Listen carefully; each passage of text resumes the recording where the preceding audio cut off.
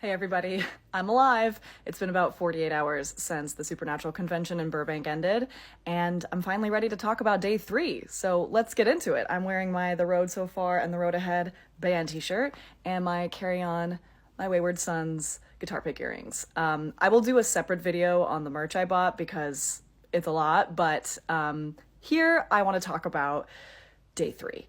The day started out super strong. We went to Richard Speight Jr.'s specialized directors kind of panel meeting thing. I don't really know what to call it, but it was super cool.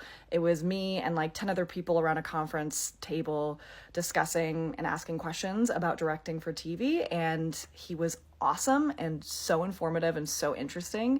So that was really cool. And then we went to Ruth Connell's panel.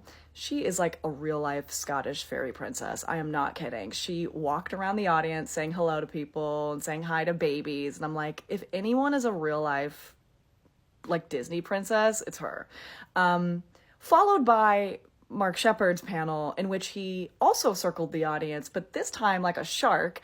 And if you go to my main profile, you'll see a video I posted of him literally holding somebody's Castiel pillow with a St. Patrick's Day cowboy hat. No explanation. He was just answering questions, just holding this thing and making jokes and heckling people as they left the room, as he does. And it was just honestly hysterical, and I loved it. That led into Jeffrey Dean Morgan's panel, which I don't actually know a ton about him. I don't watch The Walking Dead, and I haven't seen Grey's Anatomy, so I'm really only familiar with him from Supernatural, but he seemed like such a great guy. So good for him. Love that.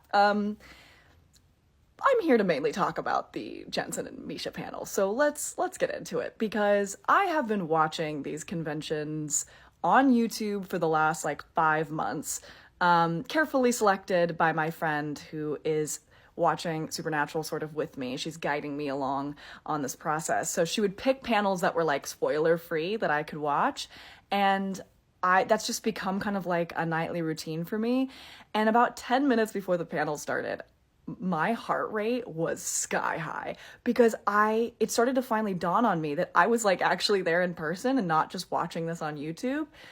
And it did not disappoint. Hilarious. The banter was incredible. The vibes were impeccable. The audience, like, reactions, everything. It was everything I wanted it to be, honestly. And my only complaint being is that it needed to be longer. Like, it needs to be a full hour or more. The 45 minutes is not cutting it.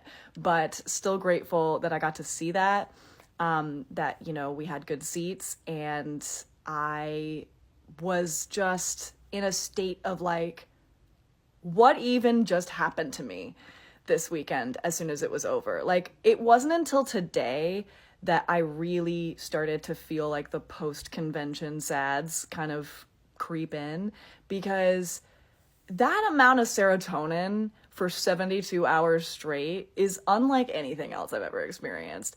And then suddenly you just don't have it anymore. So it's a little rough coming down from the experience, but worth it. Worth it, worth it, worth it. If you are like deciding to whether or not to go to one of these conventions, I can't recommend it enough.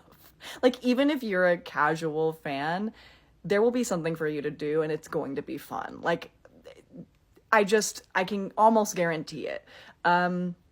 So I'm going to be posting more clips from different panels and things.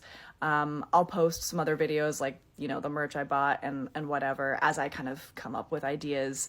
I don't really have a set video schedule here. It's just whenever I feel inspired. But thank you so much for joining me on this journey, because so many of you have been so incredibly welcoming and encouraging, and it's just made this whole experience super fun. So I appreciate you guys, and I will forever be changed by this experience, for sure.